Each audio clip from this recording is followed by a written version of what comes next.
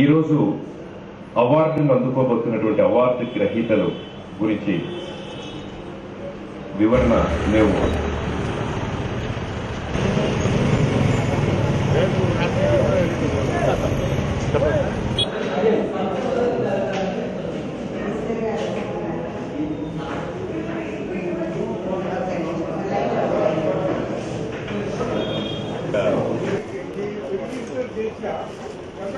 చెర్నకోల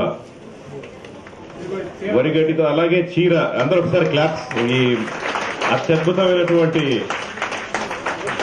ఒక తయారీ మనం అప్పుడెప్పుడో అగ్గిపెట్టెలో చీర ఇవి అన్ని విన్నాం, కానీ ఈరోజు ప్రత్యక్షంగా ఈరోజు చాలా అద్భుతమైనటువంటి ఒక తయారీ, హ్యాండ్ మేడ్.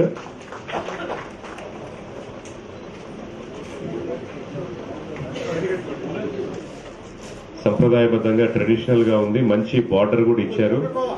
చెర్నకోల సారు చెర్నకోలతో దుష్టులను శిక్షించే విధంగా, శిష్టులను రక్షించే విధంగా చెర్నకోల చెర్నకోల అంటున్నారు. చాలా బాగుంది. ఆ చెర్నకోల ఎంత ఇదిగా అయితే మరి శాలువా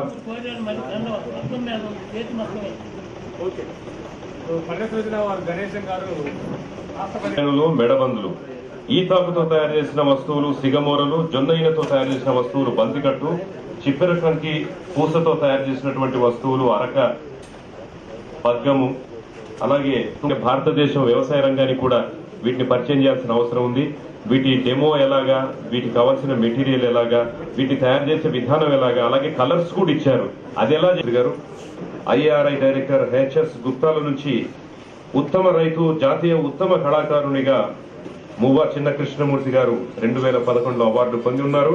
అలాగే బాపట్లలో అని కాదు, కనీసం అంటే 10 మంది రంగంలోకి రావాలంటే తప్పకుండా వాళ్ళకి ఏదో రకంగా ఒక ఎంకరేజ్మెంట్ ఉండాలి.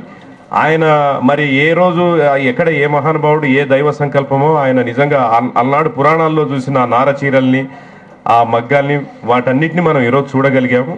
ఈ కళ ఇంకా ముందు తరాలకు కూడా మీరు అందజేయాలని, ఆ దిశగా ప్రభుత్వం చర్యలు చేపట్టాలని పెద్దలకి, ఇక్కడున్న పెద్దల ద్వారా ఈ సందేశం వాళ్ళకి చేరాలని విన్నవించుకుంటూ ఇప్పుడు మరొకసారి మీకు హృదయపూర్వకమైన ధన్యవాదాలు కృష్ణమూర్తి గారు. Thank you. ఇప్పుడు సభా కార్యక్రమాన్ని మనం మొదలు పెట్టబోతున్నాము. అతిథులు మనకిప్పుడు ఈరోజు ఆల్రెడీ వచ్చి ఉన్నారు, ఇంకా కొంతమంది ఆన్ ద వేలో ఉన్నారు. బట్ కాలాతీతం అవ్వకుండా వచ్చిన అతిథులు వారి యొక్క స్పీచెస్తో కార్యక్రమం మొదలవుతుంది. అనంతరం మంత్రి గారు వచ్చిన పిదప అవార్డీలందరికీ కూడా మంత్రి గారి చేతుల మీదుగా సన్మానం అందుకునేలా ఏర్పాట్లు అవి ఉంటాయి అండి. అంటే బాగా వీటికి జాగ్రత్తలు తీసుకోవాలా, లేకపోతే ఎంతకాలమైనా ఉంటాయి అవి?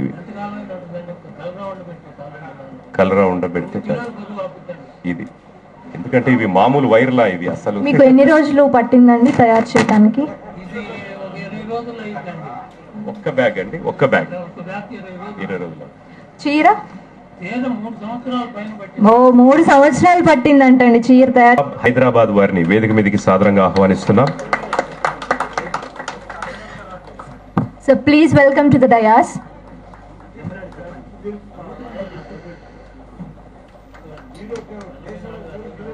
ఉస్మానియా యూనివర్సిటీ సెనెట్ మెంబర్ గా మహబూబ్నగర్ జిల్లా యూనివర్సిటీకి విచ్చేసిన డాక్టర్ వి రవీంద్ర బాబు గారు, ప్రాజెక్ట్ డైరెక్టర్, వేదిక మీదకి సాదరంగా ఆహ్వానిస్తున్నాం. Please welcome to the dais.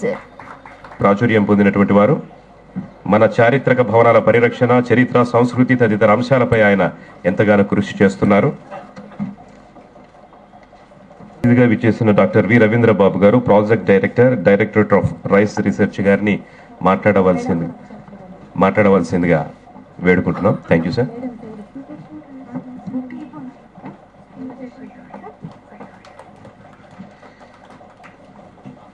ఇప్పుడు డాక్టర్ రవీంద్ర బాబు గారు, project director, directorate of rice research గారు.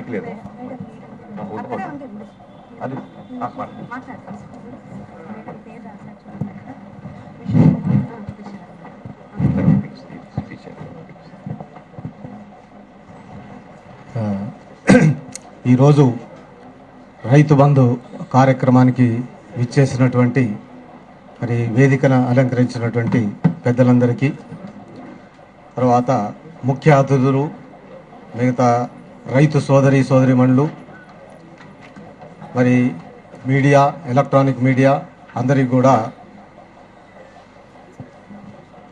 డైరెక్టరేట్ ఆఫ్ రైస్ రీసెర్చ్ తరఫున, తర్వాత రైతు బంధు మాసపత్రిక తరఫున కూడా మీ అందరికీ ఆహ్వానం. యాక్టివిటీస్లో డాక్టర్ జేవి పాటిల్ గారు ఈరోజు రాలేకపోయారు, డైరెక్టర్ ఆఫ్ సొరగం రీసెర్చ్.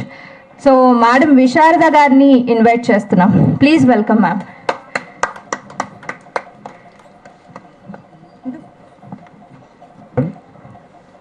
ఇప్పుడు ఈనాటి guest of honour doctor D Venkateswarlu garu, director of animal husbandry, Telangana state, సార్ని మాట్లాడవలసిందిగా రిక్వెస్ట్ చేస్తున్నాం. వేదికను అలంకరించిన పెద్దలందరికీ, అలాగే ఈ కార్యక్రమానికి విచ్చేసి రైతు బంధు మాసపత్రికని అభినందించడానికి, అలాగే ప్రోత్సహించడానికి విచ్చేసిన రైతు సోదరులు, శాస్త్రవేత్తలు, అలాగే ఇతర అధికారులు, అలాగే రైతు బంధు సంబంధించినటువంటి సంపాదక వర్గానికి, శ్రేయోభిలాషులందరికీ కూడా ముందుగా ధన్యవాదాలు తెలియపరచుకుంటూ, ఈరోజు ఈ కార్యక్రమానికి రావడం, లాస్ట్ ఇయర్ కూడా నాకు ఇన్విటేషన్ ఉండేది, అనివార్య కారణాలతో రాలేకపోయినాను. ఈరోజు రావటం, ముఖ్యంగా రైతు బంధు అనే విషయాన్ని ఒకసారి మనం అందరం ఆలోచించుకుంటే, ఎవరా రైతు బంధు? ఎవరా రైతు బంధు? నాకు స్ఫురించింది, ఈ వేదిక మీద స్ఫురించింది, నేను మీతో పాలు పంచుకుంటా ఉన్నాను. నేను అనుకుంటాను, బంధువులు అనగానే మనం ఒక వరుసతో పిలుచుకుంటాం. వరుస లేని బంధువు ఉండడు. పేరు పెట్టి పిలిస్తే స్నేహితుడు అవ్వచ్చు, కానీ బంధుత్వానికి మాత్రం వరుసలు ఉంటాయి. మరి అలాంటి వరుసతో పిలుచుకుంటున్నటువంటి బంధువులు ఎవరు? ప్రతి రైతుకు బంధువు అయి ఉండాలి కదా. ముందుగా నాకు స్ఫురించింది భూమాత, తల్లి, అలాగే గోమాత, తల్లి, వరుస ఉంది ఇక్కడ. అలాగే నీరు, ఇంకొక ఏమంటాం మనం, గంగమ్మ తల్లి. అంటే రైతుకు నిజమైనటువంటి బంధువులు న్యాచురల్ రిసోర్సెస్, ప్రకృతి ఇచ్చినటువంటి వనరులు. ఒక్కసారిగా ఆ బంధువుల్ని మనం తలుచుకోకపోతే ఈ వేదిక ఒక రకంగా నిర్లక్ష్యం చేసినట్టు అవుతుంది. ఈరోజు జరుగుతున్నదంతా కూడా ఈ బంధువులను మనం మర్చిపోతున్నాం. ఒక బంధువుని అధికంగా ప్రేమించి, ఒక బంధువుని నిర్లక్ష్యం చేసి, ఒక బంధువుని నెత్తినెక్కించుకొని ఇంకో బంధువుని అసలే పట్టించుకోకుండా ఉన్నటువంటి పరిస్థితి వల్ల మొత్తం వాతావరణ సమతుల్యత పోయింది. పోయిన వాతావరణ సమతుల్యతను తిరిగి తెచ్చుకోవడానికి నానా తంటాలు పడతా ఉన్నాం మనం. ఇది ఇప్పుడున్నటువంటి మన అందరం నేర్చుకుంటున్నటువంటి ఒక కొత్త నాగరికతకి ఒక కొత్త నిర్వచనంగా మారిపోతా ఉన్నాం మనం. లైటర్ పార్ట్, ఈరోజు మన మువ్వ అండి, మీది మువ్వ చిన్న కృష్ణమూర్తి గారు ఒకటి తీసుకొచ్చి ప్రదర్శించారు. అందరి దృష్టిని ఆకర్షించుకుంది. అందులో ఏ రకమైనటువంటి అనుమానం లేదు.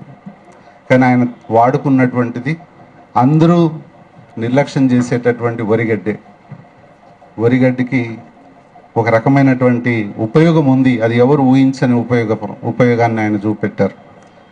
కృష్ణమూర్తి గారు కాబట్టి పేరుకు తగ్గట్టుగానే మహిళలకు సంబంధించిన వస్తువులే తీసుకొచ్చి ప్రదర్శన పెట్టారు. ఒక్క పాయింట్ అన్నా, ఒక్క షర్ట్ అన్నా, ఒక చొక్కానన్నా చూపెడతారేమో అని చెప్పేసి ఆశించాను. ఆయన సూట్ కేసులో నుంచి తీసి చూపెడతారేమో, కానీ ఆయన తప్పేం లేదు. ఆయన పెట్టుకున్న పేరులో ఉన్నటువంటి మహత్తది. కాబట్టి ముఖ్యంగా ఇక్కడ వాల్యూ అడిషన్ గురించి తెలుసుకోవాలని అనుకుంటే కృష్ణమూర్తి గారు చూపెట్టినటువంటి ఒక చొరవ, వారిలో ఉన్నటువంటి ఒక క్రియేటివిటీకి ఒక ఉదాహరణ. కాదేది కవితకు అనర్హం అన్నారు, కానీ అలాగే శ్రీశ్రీ గారు కూడా అన్నారు సబ్బు మొక్క లేదా అగ్గిపుల్ల అని చెప్పేసి. అందులో వరిగడ్డిని కూడా చేర్చాలేమో బహుశా, ఆ రోజు వచ్చేసింది. కాకపోతే ఈరోజు మీ అందరి ద్వారా మీ అందరి దృష్టిని తీసుకెళ్లాల్సిన ముఖ్యమైన అంశాల్లో ఒకటి బ్యాలెన్స్, సమతుల్యత అనేది ఒకటి మిస్ అవుతా ఉంది. దాని గురించి మీరందరూ ఒకసారి ఆలోచించండి. అలాగే నిరాదరణకు లోనవుతున్నటువంటి గోమాత పరిస్థితి కూడా ఒకసారి ఆలోచించండి.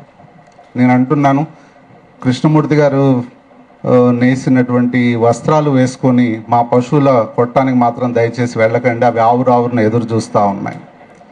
ఎందుకనంటే